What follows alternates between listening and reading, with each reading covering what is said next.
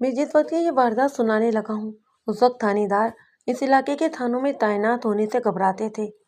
میں اب اس علاقے کے ایک قصبے کے تھانے کا انچارج سب انسپیکٹر تھا۔ ارد گرد کے گاؤں دیہات کا 4-4 5-5 میل کا علاقہ بھی اسی تھانے کے علاقے میں شامل تھا۔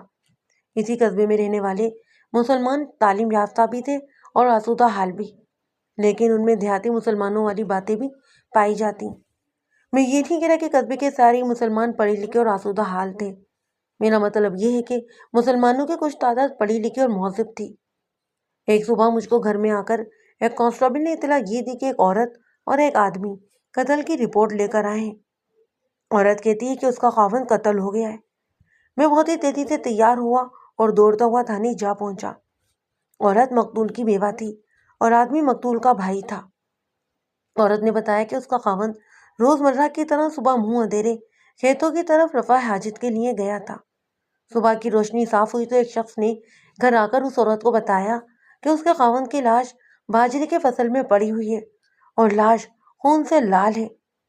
میں نے مقتول کی بیوی اور بھائی سے وہ ساری باتیں پوچھی جو قتل کی اس واردات کے سلسلے میں پوچھی جاتی ہیں۔ ہماری تفتیشی کہانیاں سننے والے لوگوں کو زبانی بھی یاد ہوگا کہ قتل کی بابت پولیس کیا کیا پوچھتی ہے، اس لیے میں یہ ساری باتیں نہیں لکھ رہا۔ نوٹ یہ کر لیں کہ کوئی خاندانی عداوت نہیں تھی، خاندان میں جائیداد وغیرہ کا کوئی جھگڑا بھی نہیں تھا، لہٰذا قتل کا باعث معلوم کرنا میرا کام تھا۔ مقتول کی عمر 50 سال کے لگ بھگ بتائی گئی، جبکہ مقتول کی بیوی کی عمر کا جو میں نے اندازہ لگایا وہ 35 سال تھا، لیکن اس عورت نے مجھ کو یہ بتایا کہ اس کی عمر 45 سال کے لگ بھگ ہے۔ مجھ کو بہت حیرت ہوئی، وہ بہت خوبصورت عورت تھی، اس کے چہرے اور ڈیل ڈول میں جوانی کی چمک دمک پوری طرح موجود تھی۔ میں نے ضروری کاغذات تحریر کروائے، مقتول کی بیوی کے نام سے FIR لکھی اور ان کے ساتھ جائے واردات کو روانہ ہو گیا۔ میرے ساتھ ایک ہیڈ کانسٹیبل اور 4 کانسٹیبل بھی تھے۔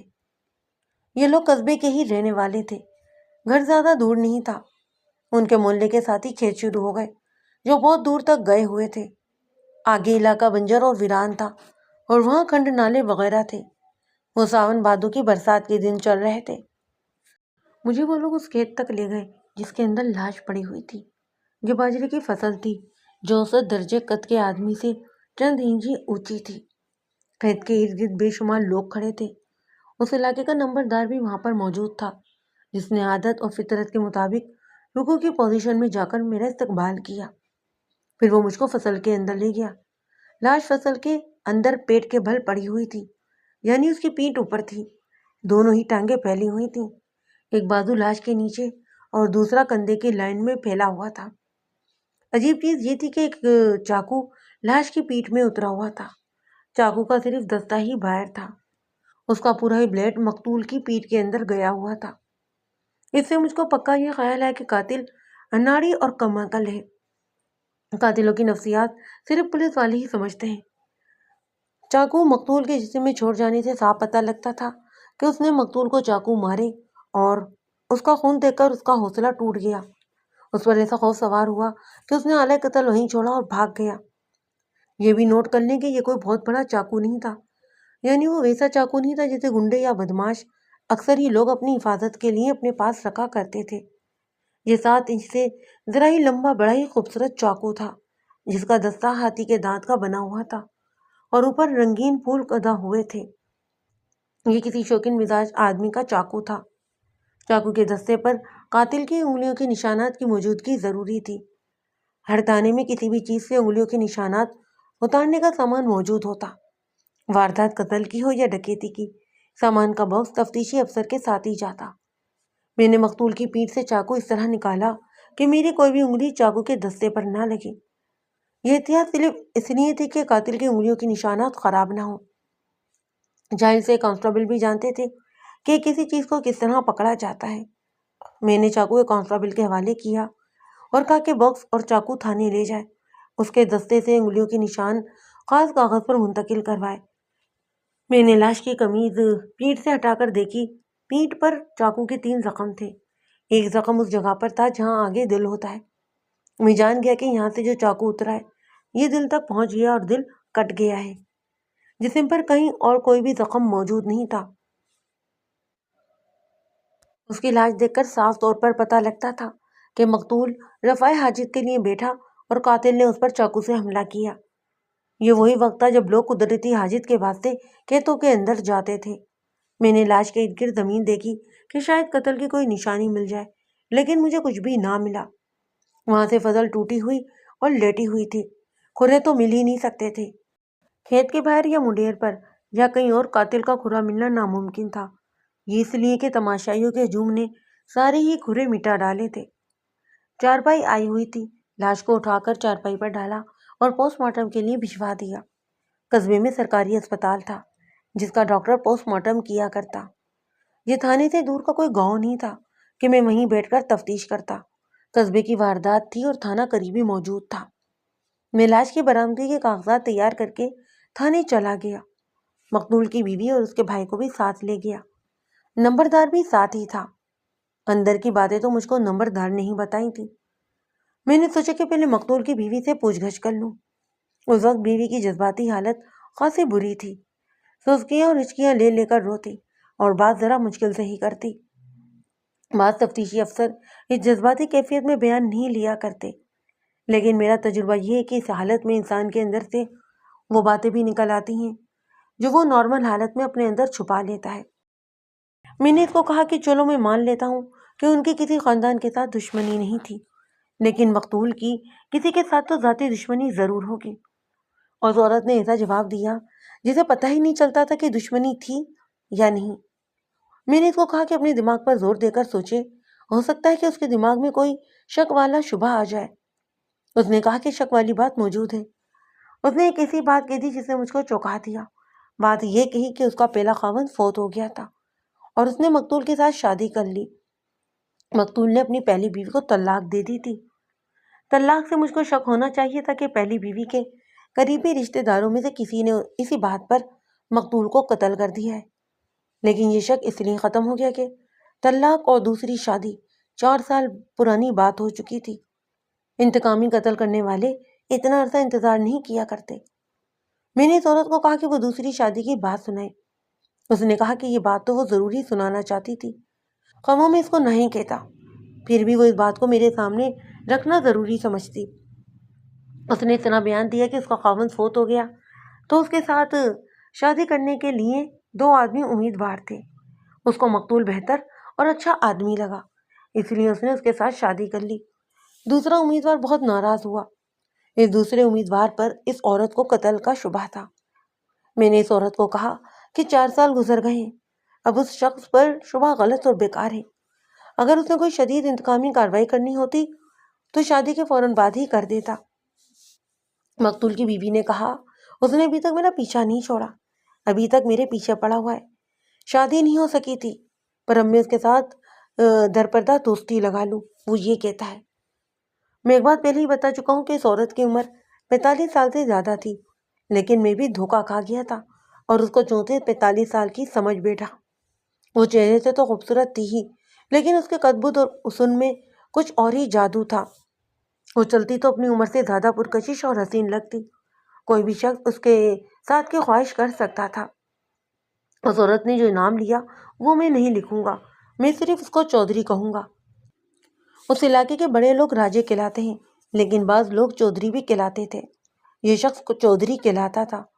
مقتول کی بیوی نے بتایا کہ مالدار ہے اور زمیندار بھی ہے، اور نہری علاقے میں بھی اس کے 2 یا 3 مربع ہیں۔ وہ شہر کا متمول آدمی تھا۔ میں اس کو صرف اتنا ہی جانتا تھا کہ کبھی کبھار تھانے میں مجھ کو سلام کرنے کے لیے حاضری دیا کرتا۔ 1 یا 2 مرتبہ میں نے ذرا فرصت دیکھی تو اس کو اپنے پاس بھی بٹھا لیا۔ اس نے اپنی سطح کے 2-3 آدمیوں کے خلاف چغلیاں کر ڈالی تھی۔ تھانے داروں کو خوش رکھنے والے خوش آمدیوں کی ذہنیت اور عادت ایسی ہی ہوا کرتی۔ مقتول کی پہلی بیوی کا پہلا خاوند فوت ہوا تو اس شخص نے ایک نوکرانی ٹائپ عورت کی زبانی اس کو پیغام بھیجا کہ اس کے ساتھ شادی کا خواہش مند ہے۔ اس کی بیوی زندہ تھی، لیکن شکل و صورت کے کچھ ایسی ویسی ہی تھی۔ مقتول کی بیوی نے اپنے بیان میں کہا کہ اس نے شادی سے انکار کر دیا اور بیوگی کے 4 یا 5ویں مہینے اس نے مقتول کے ساتھ شادی کر لی۔ اس چودھری کے ساتھ اس نے شادی نہ کرنے کا باعث یہ بتایا کہ اس وقت اس کی عمر 60 سال سے کچھ زیادہ ہی تھی۔ پھر یہ بات بھی تھی کہ اس کی پہلی بیوی اس کے گھر میں موجود تھی۔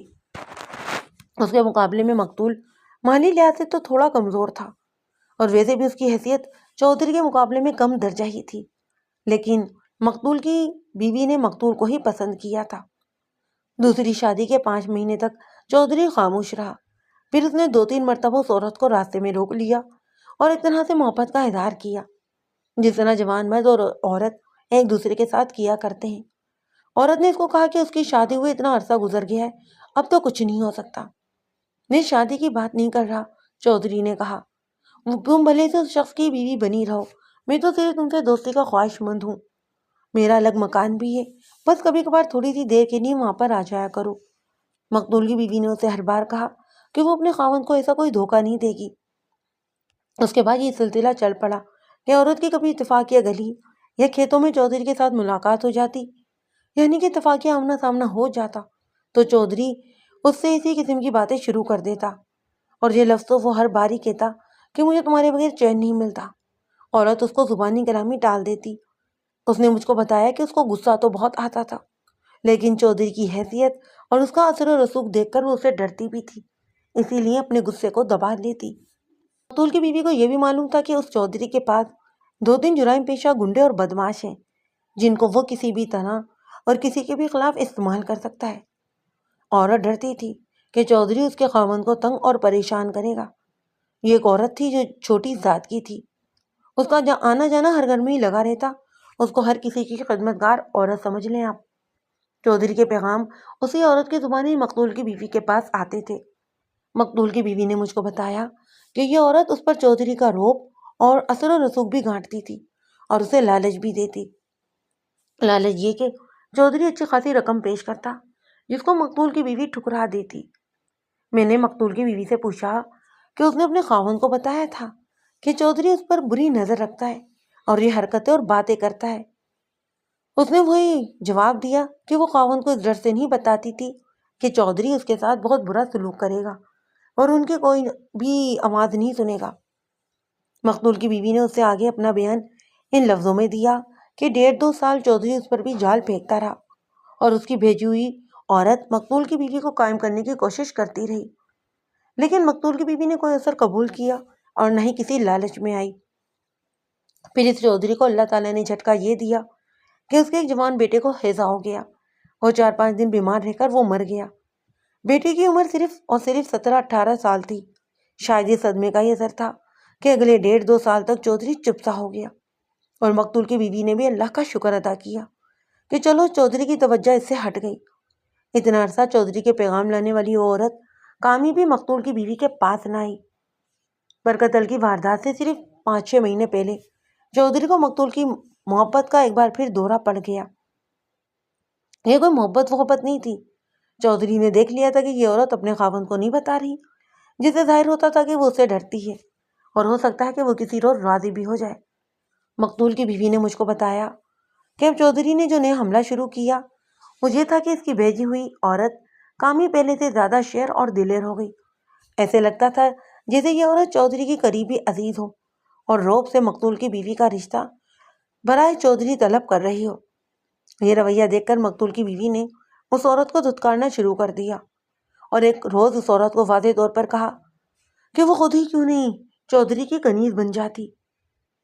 یہ عورت کامی ایسے ڈھیٹ نکلی کہ پھر بھی اس کے پاس آتی رہی اور ایک روز یہ لفظ کہے کہ چلو تم خود ہی اپنی قیمت بتا دو اور نقدی بھی وصول کر لو۔ اس روز تو میں اس کی بات سن کر جل ہی اٹھی۔ مقتول کی بیوی نے کہا، میں نے اس ذلیل عورت کو کہا کہ اگر وہ پھر میرے گھر آئی تو میں جوتے مار کر اسے اس گھر سے نکالوں گی۔ میں نے یہ بھی کہا کہ چودھری کو میری طرف سے یہ لفظ کہہ دینا کہ تیرے اس بڈھے کوسٹ چہرے پر میں تھوکنا بھی گوارا نہیں کرتی، اس لیے کہ میرا تھوک بھی تیرے چہرے سے زیادہ پاک اور قیمتی ہے۔ یہ قتل سے کوئی 1 مہینہ پہلے کا واقعہ ہے۔ 1-2 دنوں بعد مقتول کی بیوی اپنے معمول کے مطابق کھیتوں کے ساتھ ہی خانقاہ پر دیا جلانے گئی۔ وہ جمعرات کا روز تھا۔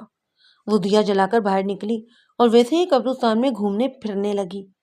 اچانک ایک درخت کے پیچھے سے چودھری نکلا اور مقتول کی بیوی کو بازو سے پکڑ کر خانقاہ کی اوٹ میں لے گیا۔ وہ خاصا غصے کی حالت میں تھا۔ تم اپنے آپ کو سمجھتی کیا ہو؟ چودھری نے بڑی باروب اور غضیلی آواز میں کہا، اگر میں تمہیں اپنی طاقت دکھا دوں تو تم خود میرے گھر آ کر میرے پاؤں پر اپنا ماتھا رگڑو گی؟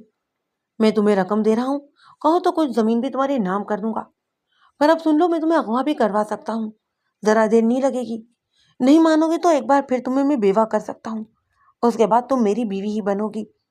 میں تمہیں 2-3 دن سوچنے کی مہلت دے رہا ہوں، سوچو اور مجھ کو جواب دینا، مزے میں رہو گی، جو مانگو گی وہ دے دوں گا۔ تمہیں میرا جواب چاہیے نا چودھری، مقتول کی بیوی نے کہا۔ 2-3 دن انتظار کیوں کرتے ہو؟ لو ابھی سن لو میرا جواب، مجھ کو اغوا کرو یا پھر بیوہ کرواؤ، پر میں پھر بھی تمہارے اوپر تھوکنا گوارا نہیں کروں گی۔ اتنا کہہ کر یہ عورت وہاں سے چلی آئی، چند قدم چل کر رکی اور پیچھے مڑ کر بلند آواز سے کہا، لعنت ہے تجھ پر چودھری۔ اب یہ معاملہ اس عورت کے برداشت سے باہر ہو گیا۔ اس رات اس نے اپنے خاوند مقتول کو بتایا کہ چودھری اس کے ساتھ گزشتہ 4 سالوں سے کیا سلوک کرتا چلا آ رہا ہے، اور آج اس نے آخری بار اس کا چیلنج قبول کیا ہے۔ مقتول نے یہ بات سنی تو اسے غصہ آ گیا، وہ کہنے لگا کہ وہ چودھری کے ساتھ بات کرے گا۔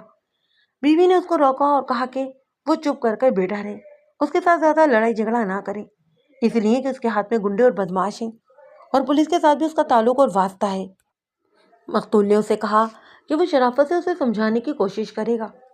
2-3 دنوں بعد مقتول نے اپنی اس بیوی کو بتایا کہ اس نے چودھری کے ساتھ بات کی تھی۔ چودھری پہلے تو یہ کہتا رہا کہ تمہاری بیوی جھوٹ بولتی ہے اور وہ اچھے چال چلن کی عورت نہیں۔ مقتول نے اس کی بات کو سچ نہ مانا اور کہا کہ وہ اپنی حرکتوں سے باز آ جائے۔ مقتول کا لہجہ ذرا سخت تھا، جو چودھری کو بالکل اچھا نہ لگا۔ تم میرے مقابلے میں نہیں آ سکتے، چودھری نے کہا، اگر میں اپنی آئی پر آ گیا تو تم بھی اس شہر میں نظر نہیں آؤ گے، اپنی بیوی کو بھی سنبھال کر رکھنا۔ چودھری صاحب، مقتول نے کہا، میں اس کوشش میں ہوں کہ یہ بات باہر نہ نکلے اور ہم دونوں کے درمیان کوئی دشمنی بھی پیدا نہ ہو۔ آپ براہ مہربانی میری بیوی کا پیچھا چھوڑ دیں، بہتر یہ ہے کہ تم میری نظروں سے دور ہو جاؤ۔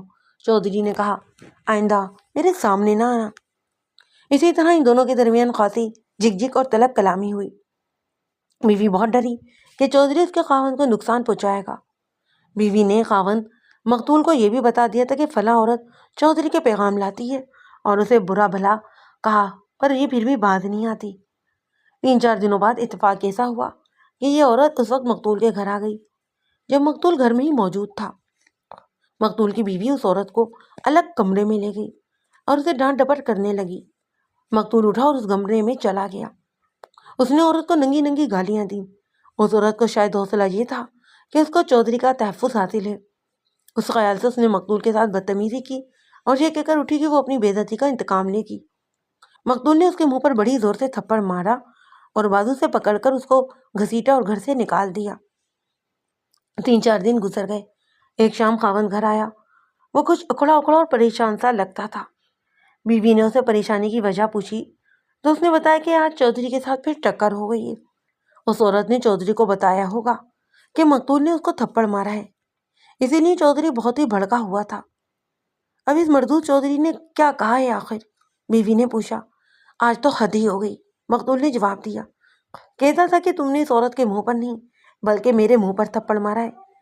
میں نے کہا کہ تم یوں نہ سمجھو چودھری، اگر میں تمہارے منہ پر تھپڑ جڑ دوں گا تو پھر تم اس تھپڑ کا بدلہ لے لینا۔ چودھری نے کہا کہ تم یہ بتاؤ کہ تمہیں اپنی بیوی چاہیے یا موت؟ میں نے اس کو کہا کہ تم سوچ لو چودھری، زندگی چاہیے یا موت؟ چودھری نے کہا کہ میں تمہیں 8 دنوں کی مہلت دیتا ہوں، فیصلہ کر لو کہ بیوی چاہیے یا موت۔ مقتول نے چودھری کا چیلنج قبول کر لیا اور اس کو 2-4 اور بڑی سخت باتیں کہہ کر آ گیا۔ بیوی اس کو کہتی رہی کہ اس چودھری کے منہ نہ لگے اور شام کے بعد گھر سے نہ نکلا کرے، لیکن خاوند اگلی ہی صبح باجرے کی فصل میں قتل ہو گیا تھا۔ اس عورت کا یہ سارا بیان اگر صحیح تھا اور سچ تھا تو اس میں کوئی شک اور شبہ نہیں تھا کہ اس کے خاوند کو اس چودھری نے ہی قتل کروایا ہے۔ میں نے مقتول کی بیوی کی باتوں میں سے باتیں نکال کر بہت زیادہ جرح کی اور بہت ہی باریک باریک باتیں بھی پوچھی تھیں۔ یہاں بہت تھوڑی اور موٹی موٹی باتیں تحریر کی ہیں۔ معلوم یہ ہوتا تھا کہ اس عورت کا بیان صحیح ہے۔ تمہارے ساتھ تمہارے خاوند کا بڑا بھائی آیا ہے، میں نے پوچھا، کیا اس کو یہ ساری باتیں معلوم ہیں؟ مقتول کی بیوی نے جواب دیا، نہیں، خاوند نے مجھ کو سختی سے منع کر دیا تھا کہ یہ بات کسی اور کو نہ بتانا، اس لیے کہ یہ بات پھیل جاتی اور لوگ اپنی اپنی کہانیاں گھڑ کر ہمیں بدنام کر دیتے۔ یہی سوچ کر میں نے کسی کے ساتھ کوئی بات نہیں کی تھی۔ مقتول کی بیوی کو اپنے دفتر میں ہی میں نے بیٹھا رہنے دیا۔ میں باہر نکلا، ایس آئی اور 2 ہیڈ کانسٹیبلوں کو بلا کر उस चौधरी की बाबत पूछा कि उसका दोस्ताना कौन कौन से बदमाशों के साथ है। कुछ को तो मैं भी जानता था, लेकिन थाने का छोटा स्टाफ ऐसे लोगों को बहुत अच्छी तरह से जानता था।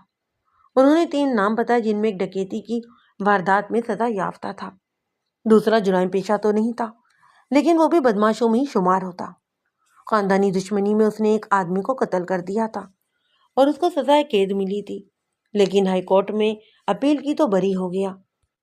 तीसरा शख्स भी गुंडा ही था और पेशावर जुएबाज था। उसको जुर्म पेशा फहरिस्त में शामिल किया जा सकता था। मैंने एक हेड कांस्टेबल के ज़िम्मे ये काम लगाया कि वो इन तीनों को अलग अलग इस तरह थाने लाए कि चौधरी को खबर ही ना हो। फिर एक अक्लमंद से कांस्टेबल को इस कामी औरत के घर का अता पता समझाया और कहा कि इसको अपने साथ ले आए और एहतियात ये करे कि चौधरी को बिल्कुल भी पता ना लगे। मुझको मालूम था कि औरत की बाबत यह एहतियात कायम नहीं रहेगी। वजह ये कि औरत को कांस्टेबल साथ लाएगा तो उसका खामन दौड़ा दौड़ा चौधरी के पास जाएगा कि उसकी बीवी को थानेदार साथ ले गए। बहरहाल एहतियात एहतियाती होती है। मुझको इस औरत की जरूरत थी। चौधरी मेरा कुछ नहीं बिगाड़ सकता था। मैं सिर्फ ये सोचता था कि इसको पता लग गया तो वो अपने लिए कोई पेशबंदी कर लेगा। हेड कांस्टेबल और कांस्टेबल को भेजकर मैं अपने दफ्तर में गया और मकतूल की बीवी को बाहर भेजकर मकतूल के भाई को बुलाया। यह मकतूल का बड़ा भाई था। उसकी आंखों में आंसू थे। वो तो होने ही थे। आखिर को उसका छोटा भाई मारा गया था। मैंने उसके साथ हमदर्दी के 2-4 लफ्ज कहे। फिर उससे पूछा कि उसको किसी पर शक है। ज़ाहिर कत्ल दुश्मनी किया करते हैं, मकतूल की भी किसी के साथ तो दुश्मनी होगी। मेरे उस भाई ने सिर्फ दुनिया में एक ही काम किया है। बड़े भाई ने बेजारी के लहजे में कहा, काम उसने ये किया है कि अपने दुश्मनी पैदा की है और दोस्त किसी को भी नहीं बनाया। मैं कहता था कि इस शख्स का अंजाम बहुत बुरा होगा। मैंने कहा कि पहले इसके दुश्मनों की बात करो, हर दुश्मन की बाबत मुझे सब कुछ बताओ। मैं उस दुश्मनी की बात नहीं कर रहा जो दुश्मनी आप समझ रहे हैं। उसने कहा, मेरा मतलब यह है कि मेरा भाई एतबार के काबिल आदमी नहीं था। किसी को दोस्त बनाता तो दिल में अपनी गर्ज रखता और जहाँ जरूरत पड़ती दोस्त के साथ भी बेवफाई कर गुजरता। मैं उसके किसी ऐसे दुश्मन को नहीं जानता जिस पर शुबा किया जा सके कि ये कातिल हो सकता है। मैंने कहा, देख मेरे भाई, जो बात भी कहनी है वो बिल्कुल साफ कहो। मैं तफ्तीश कर रहा हूँ और तुम्हारे भाई के कातिल को पकड़कर सजा दिलवानी है। वो कमकल आदमी नहीं लगता था, मोअज़्ज़िज़ आदमी था। वो दरअसल बड़ी शराफत और दयानतदारी से मुझको ये बताना चाहता था कि मकतूल का अखलाक किस किस्म का था। उसने जो लंबी चौड़ी बातें सुनाई वो मैं आपको मुख्तसर करके सुनाए देता हूँ। उसने बताया कि मकतूल किसी न किसी औरत के साथ दोस्ती लगा कर रखता। अपनी बीवी को तो सिर्फ इसने इसलिए घर में रखा हुआ था कि वो उसकी बीवी थी। वो शक्ल सूरत की कुछ ऐसी ही वैसी ही थी, लेकिन उसका एक जुर्म ये भी था कि उसको औलाद नहीं हुई थी।